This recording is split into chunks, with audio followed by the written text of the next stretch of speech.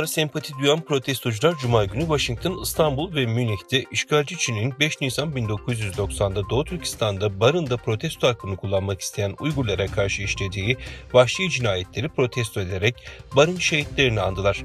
Dünya Uygur Kongresi'ne göre Çin askerleri tarafından bastırılan barın ayaklanmasında ölenlerin sayısı birkaç düzine ile 3000 arasında değişiyor. Çinli yetkililer hiçbir zaman kamuya açık bir soruşturma yürütmedi ve İnsan Hakları İzleme Örgütü kayıpların güvenilir bir çetelesinin hiçbir zaman bilinemeyebileceğini söyledi. Çin, Türk devletlerine yönelik kontrol mekanizmasını ekonomi üzerinden sağlıyor. Çin, Türkistan coğrafyasındaki ülkeleri iktisadi olarak etkisi altına almaya ve yatırım tuzakları kurmaya devam ediyor.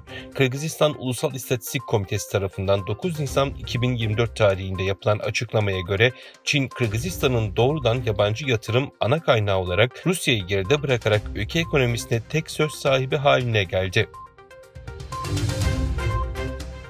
ABD, Japonya ve Filipinler liderleri ilk kez düzenlenecek üçlü zirvede Çin'in arttırdığı bölgesel nüfuzu karşısında Hint-Pasifik barış ve istikrarı için işbirliği hedefliyor. ABD Başkanı Joe Biden 10 Nisan'da Japonya Başbakanı Kishida Fumio ile ikili, 11 Nisan'da Filipinler Devlet Başkanı ve Kishida ile üçlü görüşecek.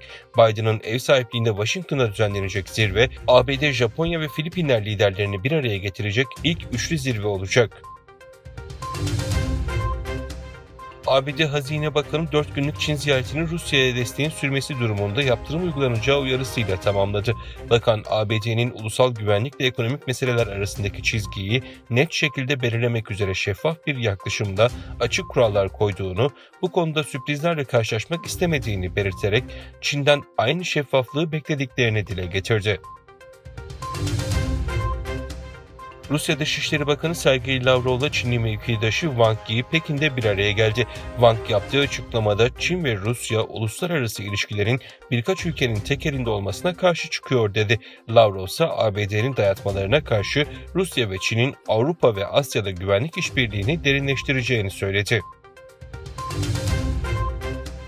Uygur TV olarak tüm İslam dünyasının yarın kutlayacağı Ramazan bayramını tebrik ediyoruz. Ne yazık ki Doğu Türkistan'dan Gazze'ye kadar pek çok insan baskı, zulüm ve soykırım gölgesinde bu önemli günü karşılıyor. Bu acıların bir an önce son bulmasını ve gelecek bayramların insanlık için hayır ve barış getirmesini ümit ediyoruz.